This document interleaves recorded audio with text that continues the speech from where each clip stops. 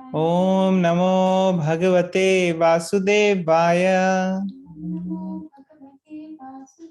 वासुदेवाय। ओम नमो भगवते वासुदेवाय। ओम नमो भगवते वासुदेवाय। नारायण नमस्कृत्य नरं चैव नरोत्तमं देवी देवीं सरस्वतं व्यासं ततो जयमुदीरये। नष्टप्रायेषु भद्रेषु नित्यां भागवत सेवया भगवती उत्तम श्लोके श्लोके भक्तिर्भवति नैष्टिकी। कृष्णाय कृष्णा वासुदेवाय देवकी नंदनाय च नंदगोपकुमाराय गोपकुमाराय गोविन्दाय नमो गोविन्दाय नमो नमः। नमः। नमः पंकजनाभाय नमः पंकजमालिने पंकज नेत्राय नमस्ते पंकज। हरे Krishna. So reading Srimad Bhagavatam, Canto 1, Chapter 10, Shloka 16. प्रसाद शिखर रूढ़ा प्रसाद करुणा कुरु नारायोदि दृक्षया कुरुणायो दिदिच्छया वावृसु कुसुमय कृष्णम वावृषु कुसुमे कृष्णम् प्रेम वृद्धा समीतेक्षरा. प्रेमावृद्धा शमीशेक्षणा। Translation. Out of a loving desire to see the Lord, the royal ladies of the Kurus caught up on top of the palace and smiling with affection and shyness, they showered flowers upon the Lord. Purport. Shyness is a particular extra natural beauty of the fair sex, and it commands respect from the opposite sex. This custom was observed even during the days of the Mahabharata, that is more than 5,000 years ago. It is only the less intelligent person now not well versed in the history of the world who say that the observance of separation of female from male is an introduction of Mohammedan period in India. This incident from the Mahabharata period proves definitely that the ladies of the palace observed strict parda, restricted association with men. And instead of coming down in the open air where Lord Krishna and others were assembled, the ladies of the palace went up to, on the top of the palace and from there paid their respects to Lord Krishna by showers of flowers. Showers of flowers. It is definitely stated here that the ladies were smiling there on the top of the palace, checked by shyness. This shyness is a gift of nature to the fair sex, and it enhances their experience of this fact. A sweeper woman commanded the respect of many respectable gentlemen simply by manifesting a lady's shyness. Half naked ladies in the street do not command any respect, but a shy sweeper's wife commands respect from all.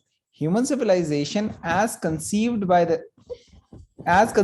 of by the sages of India, is to help one free himself from the clutches of illusion. I'll repeat once again. Human civilization, as conceived of by the sages of India, is to help one free from the clutches of illusion. The material beauty of a woman is an illusion because actually the body is made of earth, fire, water, air, ether, etc. But because there is the association of the living spark with matter, it appears to be beautiful. No one is attracted by an earthen doll, even if it is most perfectly prepared to attract the attention of others. The dead body has no beauty because no one will accept the dead body of a so-called beautiful woman. Therefore, the conclusion is that the spirit spark is beautiful, and because of soul's beauty, one is attracted by the beauty of the outward body. The Vedic wisdom therefore forbids us to be attracted by the false beauty, but because we are now in darkness of ignorance, the Vedic civilization allows very restricted mixing of women and men. They say that women is considered to be fire and man is considered to be butter. The butter must melt in association with fire, and therefore they may be brought together only when it is necessary. And shyness is a check to the unrestricted mixing. It is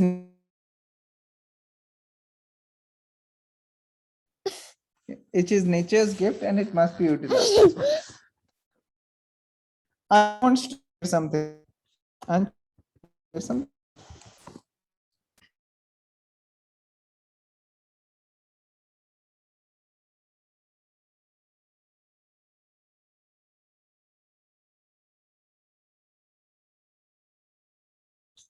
Hare Krishna. So this is very nice shloka and purport. Prabhupada is touching upon the aspect of shyness here for the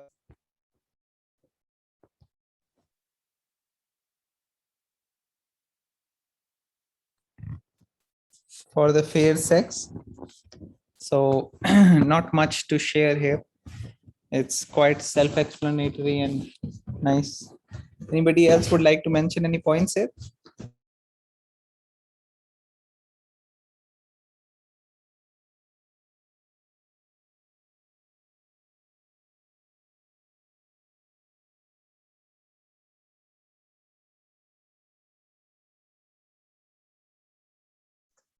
No, Prabhuji, we can go to the next.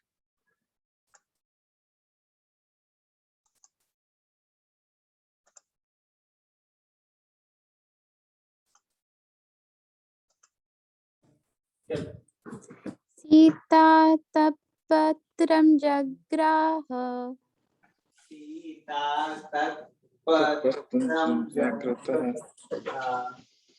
मुक्ता दाम विभूषितम् रत्नदण्डं गुडाकेश रत्नदण्डं गुडाकेश प्रिय प्रियतमस्यः प्रियतमस्य. Translation. At that time, Arjuna, the great warrior and conqueror of sleep, who is the intimate friend of the most beloved Supreme Lord, took up an umbrella which had a handle of jewels and was embroidered with lace and pearls. Purport: gold, jewels, pearls, and valuable stones were used in the luxurious royal ceremonies.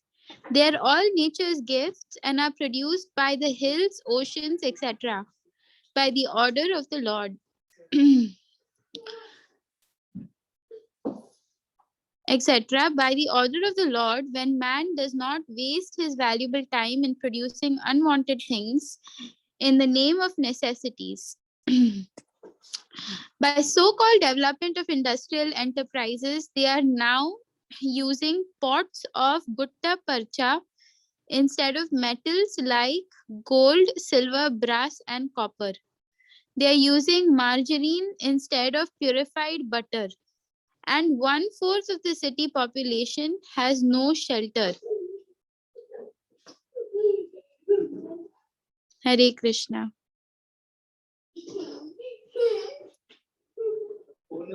So here Prabhupada is saying, is explaining to us that how in the previous times, in the Vedic times, how when upon the order of the Lord, and also when man it was utilizing the resources provided by the Lord in proper manner, the hills and the oceans and everything used to basically produce all these various nice materials which are considered extremely valuable in these days. Even those days they were valuable because they were provided by nature, but they were used more commonly because man was using the resources provided by Krishna appropriately. But these days, there are so many unwanted things that we can also think of that are considered necessities, such as plastic is the first thing that came in my mind that we produce, and we consider a lot of the times a necessity. Plastic straws and different things like that. Even margarine, these days we have butter made from vegetable oils instead of purified butter, which comes from protected cows. So those are some of the, and even after producing so many, after having so many industries, factories and all, there are still people who are homeless, no shelter. So that's all. Hare Krishna.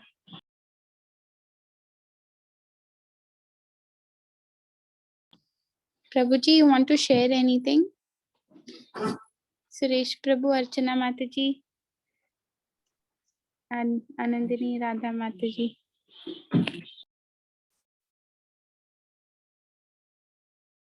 It's too clear, Mataji. You explained very nicely. Thank you, Mataji. Yes, Prabhuji, can move on. Prabhuji, you want to read this verse? Okay, sure. Mataji. Uddhava Satyakishchaiva Uddhava Satyakishchaiva Vyajane Paramadute Vyajane Paramadute Vikirmayala Kusume Vikiryamana Kusumai Reje Madhupati Pati Pathi. Reje Madhupati Pati. Transition. Uddhav and Satyakati began to fan off Lord with decorated fans. The Lord, as the master of Madhu, scattered flowers, commanded them along the road.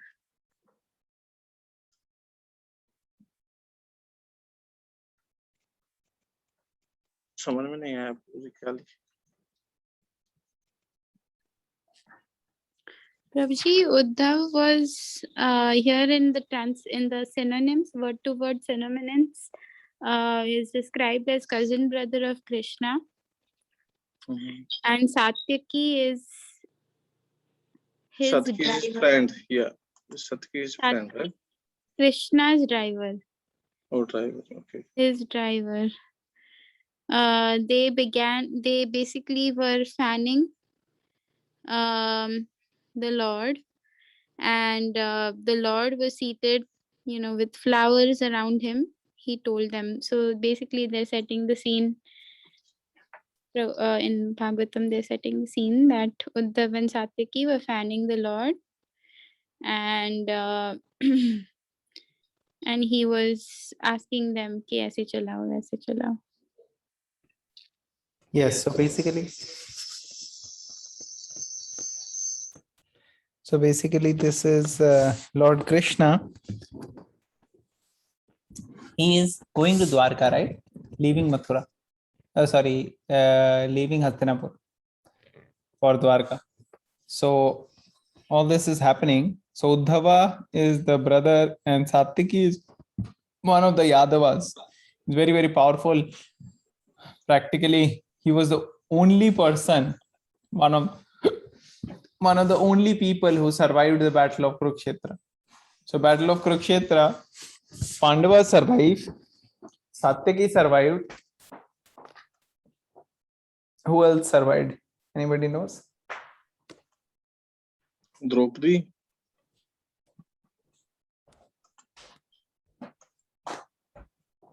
Can anybody tell? Who else survived?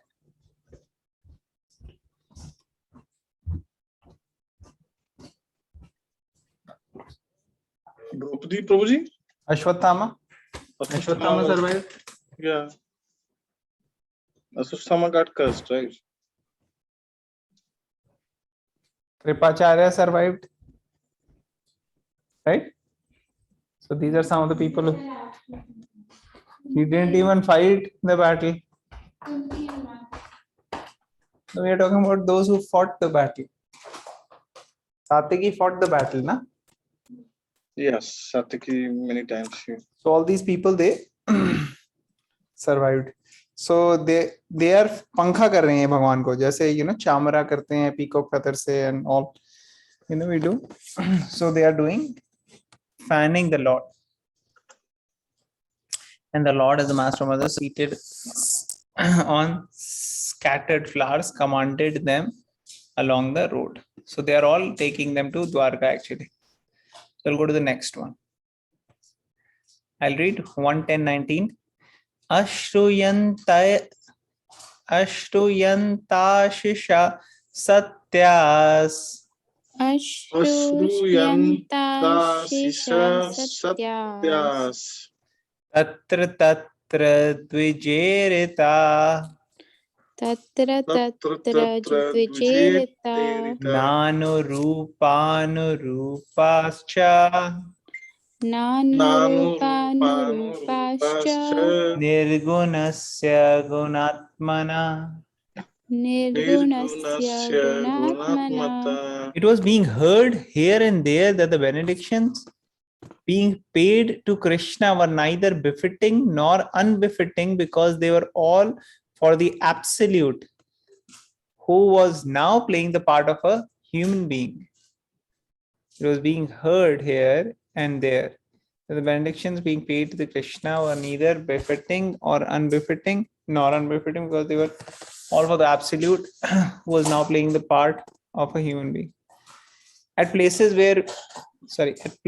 there were sounds of Vedic benediction aiming at the personality of Godhead, Sri Krishna.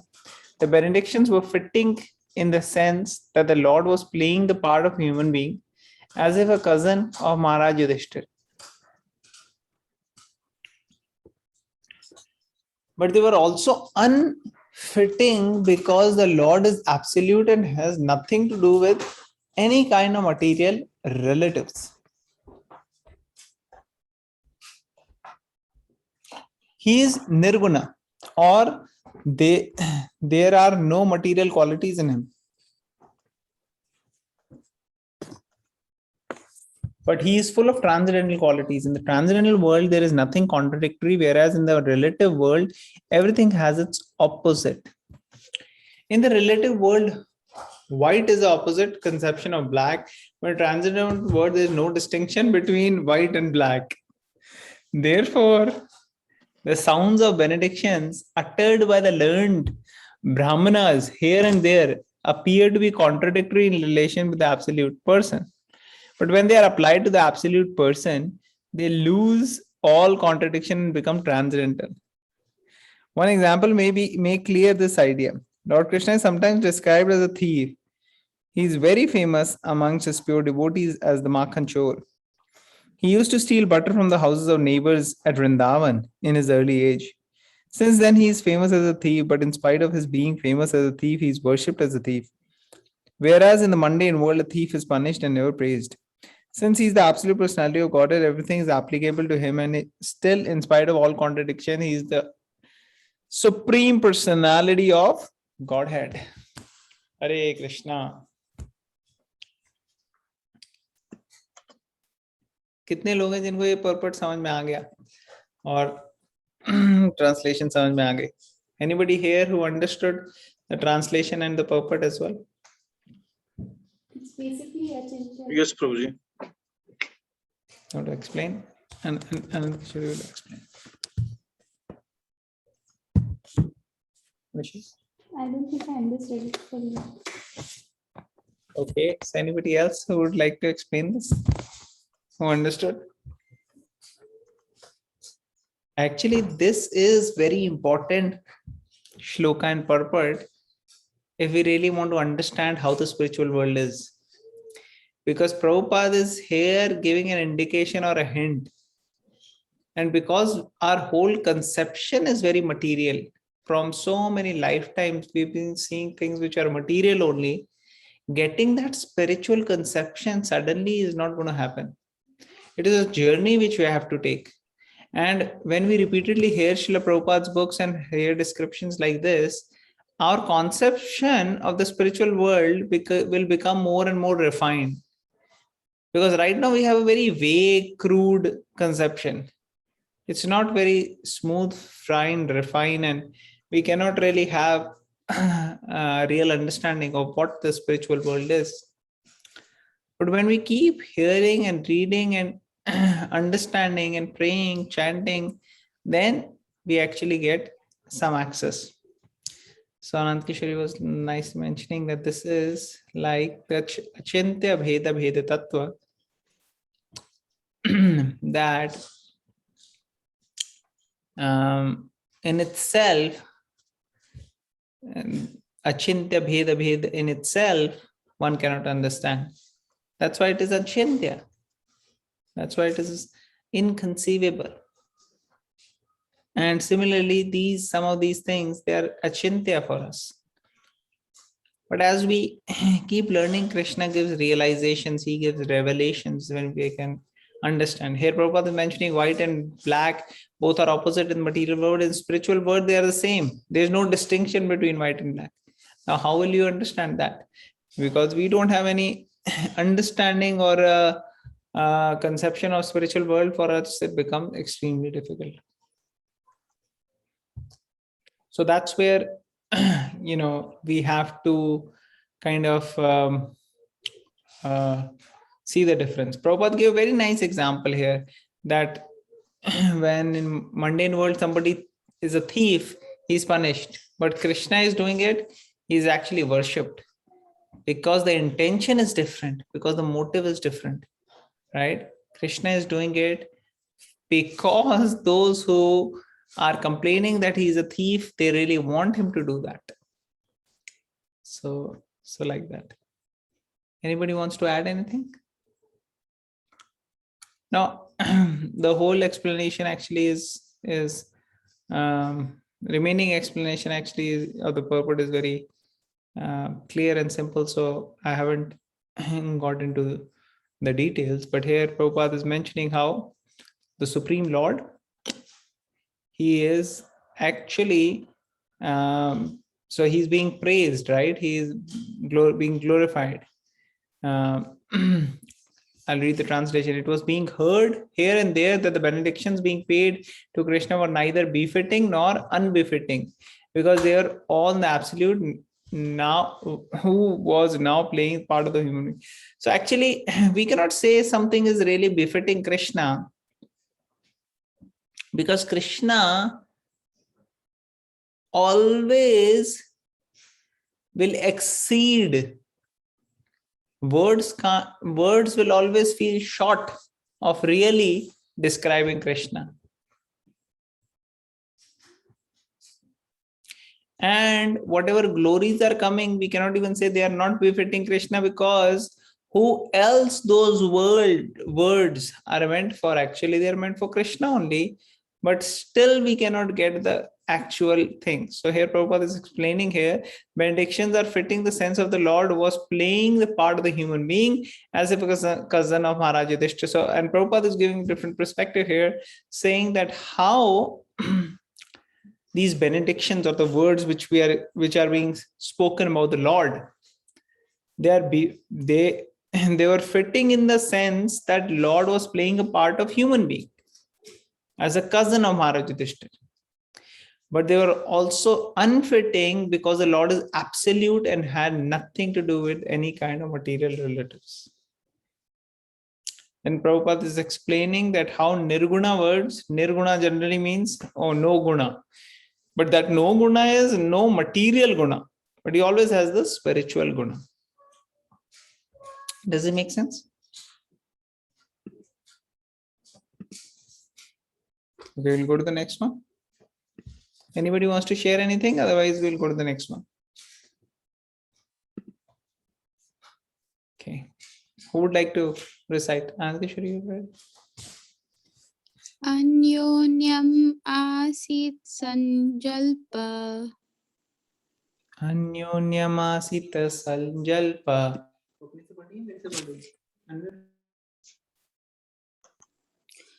Uttama shloka chetasam Tam Sloka Chit Satam Kauravendra purastrinam Kauravendram Pura Striram Sarvashruti manohara. Sarvasruti Manohara.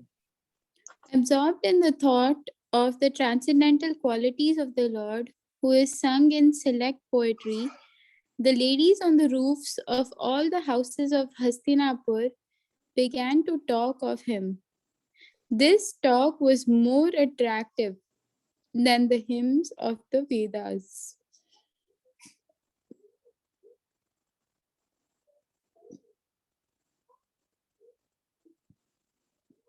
Purport. In the Bhagavad Gita, it is said that in all the Vedic literatures, the goal is the personality of Godhead Sri Krishna. Factually, the glories of the Lord are depicted in such literature as the Vedas, Ramayana, and Mahabharata. And the Bhagavatam, and in the Bhagavatam, they are specifically mentioned in respect to the Supreme Lord. Therefore, while the ladies on the tops of the houses in the capital of the kings of the Kuru dynasty were talking about the Lord, their talk was more pleasing than the Vedic hymns. Anything sung in the praise of the Lord is Shruti Mantra. There are songs of Thakur Narottam Das, one of the acharyas in the Gaudiya Sampradaya, composed in simple Bengali language. But Thakur Vishwanath Chakravarti, another very learned acharya of the same Sampradaya, has approved the songs by Thakur Narottam Das to be as good as Vedic mantras. And this is so because of the subject matter. The language is immaterial, but the subject matter is important. The ladies, who were all absorbed in the thought and actions of the Lord, developed the consciousness of Vedic wisdom by the grace of the Lord. And therefore, although such ladies might not have been very learned scholars in Sanskrit or otherwise, still whatever they spoke was more attractive than the Vedic hymns. The Vedic hymns in the Upanishads are sometimes indirectly directed to the Supreme Lord, but the talks of the ladies were directly spoken of the Lord, and thus they were more pleasing to the heart. The ladies' talks appeared to be more valuable than the learned Brahmana's benedictions. Hare Krishna. So in this purport, a very beautiful point is being mentioned that that the goal of all Vedic literatures, it is described in Bhagavad Gita, is the personality of Godhead or Krishna.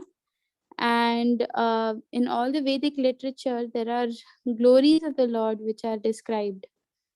And in Bhagavatam also there are so many Vedic, so many glorifications of the Lord, so many prayers that we come across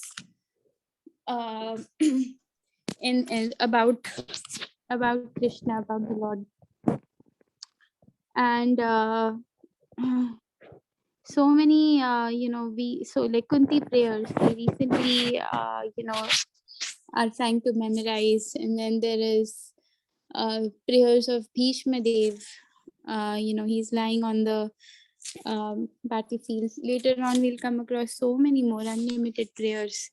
There is Gajendra Moksha prayers, Brahma, Indra, then then so many small stories in Bhagavatam in which there is glorification of the Lord. So similarly, there are these ladies who are on the top of the houses. They were also, because they were glorifying the Lord, because they were speaking about the Lord, their talk was more pleasing than even the Vedic hymns. uh, which are actually not many, which are not directly glorifying the Lord. So, and there's one example given that how Narottam Das Thakur, even though he wrote, he composed so many poems. We sing so many songs sometimes in the conference call. Many of them are by Srila Narottam Das Thakur. He was also very, very, great Vaishnavacharya, very learned Vaishnavacharya. He wrote many songs in Bengali language, and Prabhupada is saying here, it doesn't matter what the language is, but it matters what the subject matter of the language is. So if we read, that's why we read the translations, and in the translations, when we read, we understand what is the mood, what is the what is the prayer, what is the mood in which we should have, in which we should approach the Lord, in which the Lord will also give us favor, in which he will also turn and look at us, because we are all sadhakas, we are all learning how to approach Krishna, what is the proper way, and what is the way in which we can please Krishna, what is the proper way in which we can please Krishna's devotees and become servant of the servant. So all this is described in the various Vaishnavacharya songs, and and here Prabhupada is saying that because it's glorifying the Lord, these songs have been approved by many great Vaishnavacharyas because they are in the right mood, they are in the right consciousness, they are glorifying, they have understood the consciousness of the devotees in Bhagavatam, such as Kunti Maharani, and then they've understood the mood of the devotees. In when we read Chaitanya Charitamrita, also we'll see that there are very there is mood of the devotees in CC also is very very devotional, and they have absorbed this mode because they're constantly meditating on these pastimes, these activities, and these commentaries of Krishna, of Krishna's devotees is it helps us develop that right mood, and therefore it is non-different. It is just as, it is even more sweeter than the Vedic hymns because it is directly glorifying the Lord. So here in the last sentence, actually second to the last sentence, it is saying that the language is immaterial. The ladies, they may not even have been very learned scholars. They don't probably, they don't know Sanskrit or whatever language, they spoke. It wasn't even, like a very, they were not like learned scholars, but because whatever they spoke was in glorification of Krishna, it sounded even sweeter than the Vedic hymns. So in the last 3 lines, it is stated that Vedic hymns, like Upanishads, sometimes they are directed towards the Lord, but then they are very indirect in the sense that the real meaning is covered up. So sometimes we don't because it's covered up, the sweetness is lost. But because the ladies, they were speaking directly of the Lord, it was more pleasing to the heart, and that's why it appeared to be more valuable than the learned Brahmana's benedictions. So that's what I understood. Actually, many times you will come across so many beautiful poems are written by our devotees within ISKCON. They've written these poems dedicated to Prabhupada, dedicated to their spiritual masters, and these poems actually, if they're written in direct. Actually, I was many years ago, I had a question that I don't know if it is related to this purport or not, but it just came to my mind, so I thought I should share that. In the beginning, I used to think that, we should be talking about Krishna, we should be glorifying Krishna, we should always be, we should always be speaking about Krishna.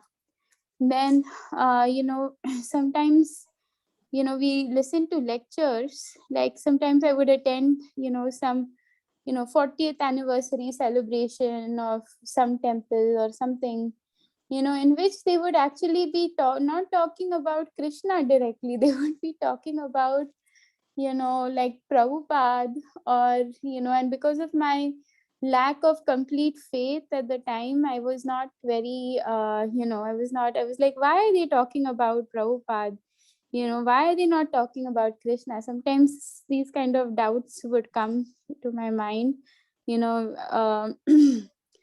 and like I would think to myself, why are they speaking about, um, but obviously, you have faith in the process, so you keep doing, and slowly the answers, you continue chanting, continue associating with devotees, and praying, and slowly these answers get revealed to you. Sometimes these subtle doubts come in the mind. So and I remember, my own question getting answered in a lecture, that actually glorifying devotees of the Lord like Srila Prabhupada, or the devotees who are assisting Prabhupada in his movement, because Prabhupada ultimately is actually glorifying Krishna. His mission is to make Krishna the most famous person throughout the universe. So, and devotees also, they are just being, they're behaving in the mood of a servant of the servant of the servant. And if you glorify, these devotees, if you glorify Prabhupada, if you glorify, actually now Prabhupada's appearance day is coming up the day after Janmashtami. So if you glorify, Prabhupada, if you glorify these, devotees, then automatically, it's like glorifying Krishna himself, because Krishna is very pleased when you glorify his servants. So actually that is one of the secrets. So so I used to have that doubt, that why, many lectures I hear, I don't hear about Krishna, but I'm hearing about Prabhupada, or someone from Chaitanya Leela who I have not heard of before. But actually, these are all very dear servants of Krishna. And actually, if we, take it very lightly, we don't, we'll actually commit offenses. So we should it is actually non-different from glorifying Krishna. Knowing about the life of these devotees, knowing about their devotion towards Krishna, about what they did, about how much, Prabhupada put, what challenges he faced, and how he continued to persevere by the mercy of, the instructions of his guru. All these different things are actually, it's non-different from glorifying Krishna. So I don't know how that point came here. I don't know how it is connected to this, but I just wanted to share that as well, because many times, at least I used to get the doubt, um, here they're saying directly glorifying, because they were directly glorifying Krishna. It was even better than even more attractive than the hymns of the Vedas. So I just wanted to share that much. Sorry if it was confusing.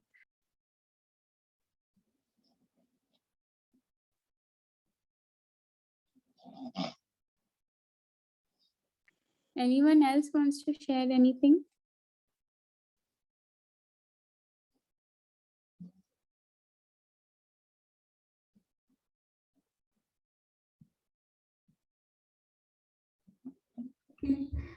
Hare Krishna. Anybody else would like to share anything?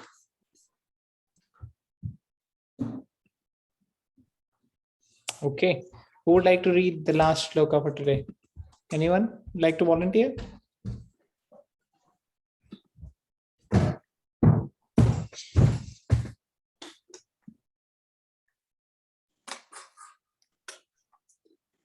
Savaiki. Savaikilayam Purusha Puratano Puratano Ya Eka Asid Avishesha Atmani Asid Vishesha Atmani Agre Gunebhyo Jagadatmanishware Agre Gurebhyo Jagtatmani Neme Vitatman Nishi Supta Shaktishu Nimila Mansi Supta Saktisu.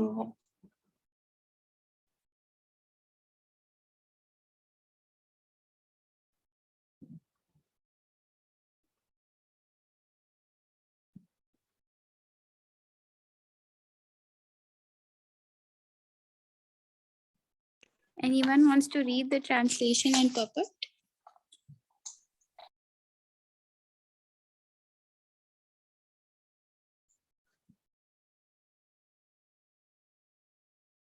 I can Okay, read. I can read. They said, "Here he is, the original personality of Godhead, as we definitely remember him. He alone existed before the manifested creation of the modes of nature, and in him only, because he is the Supreme Lord, all living beings merge, as if sleeping at night, their energy suspended." There are two types of dissolution of the manifested cosmos. At the end of every 4.32 billion solar years, when Brahma, the Lord of one particular universe, goes to sleep, there is one annihilation. And at the end of Lord Brahma's life, which takes place at the end of Brahma's 100 years of age, in our calculation, at the end of 8.64 billion times 30 is equal to, no, sorry, times 12 times 100 solar years. There is complete annihilation of the entire universe. And in both periods, both the material energy called the Mahat Tattva and the marginal energy called Jiva Tattva merge in the person of the Supreme Lord. The living beings remain asleep within the body of the Lord until there is another creation of the material world. And that is the way of the creation, maintenance, and annihilation of the material manifestation. The material creation is affected by the interaction of the three modes of material nature set in action by the Lord, and therefore it is said here that the Lord existed before the modes of material nature were set in motion. In the Shruti mantra, it is said that only Vishnu, the Supreme Lord, existed before the creation, and there was no Brahma, Shiva, or other demigods. Vishnu means Mahavishnu, who is lying on the causal ocean. By his breathing only, all the universes are generated in seeds and gradually develop into gigantic forms with innumerable planets within each and every universe. The seeds of universes develop into gigantic forms in the way seeds of a banyan tree develop into numberless banyan trees. Is that it? Or there's more?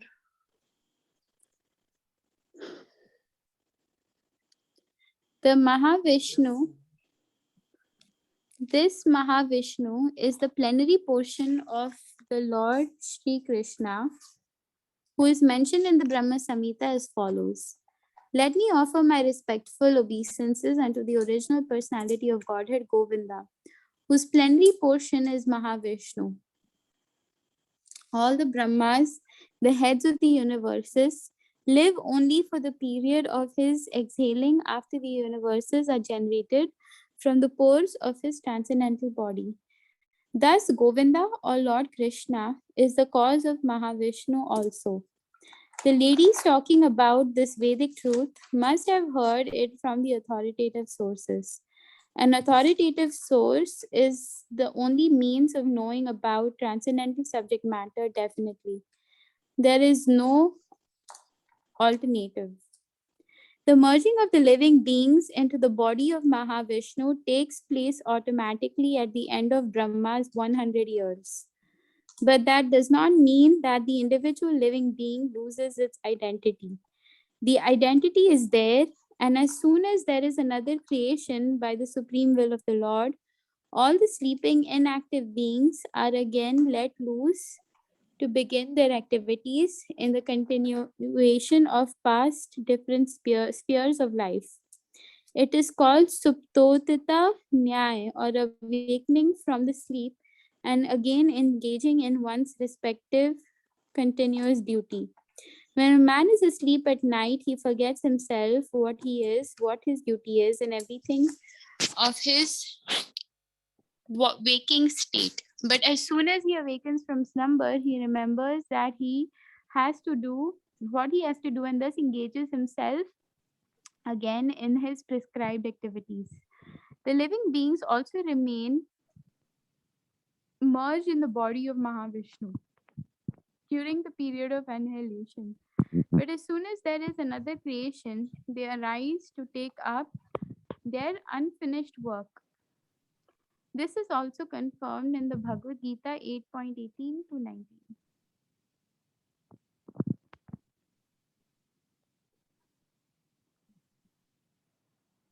The Lord existed before the creative energy was set in action. The Lord is not a product of the material energy. His body is completely spiritual, and there is no difference between his body and himself.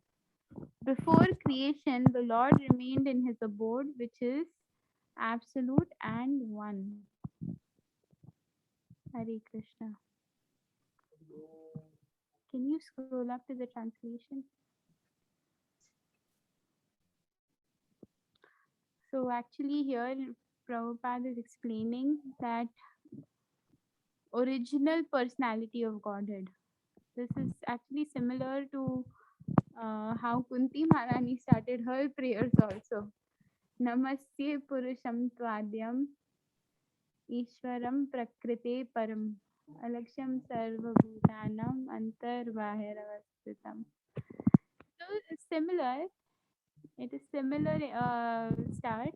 The Prabhupada is, explained very elaborately that how Krishna actually he is the original personality.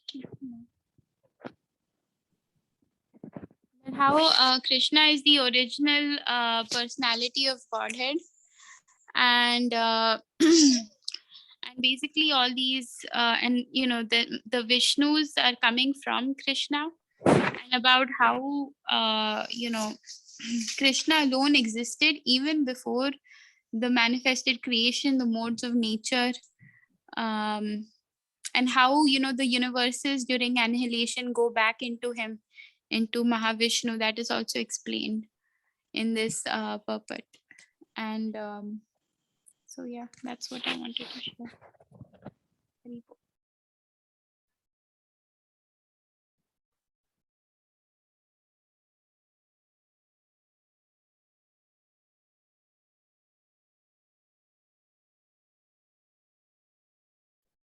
Hare Krishna. Anybody else would like to share anything?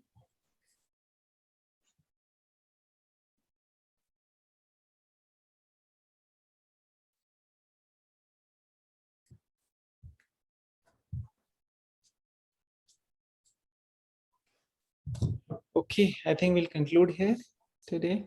It's already 9.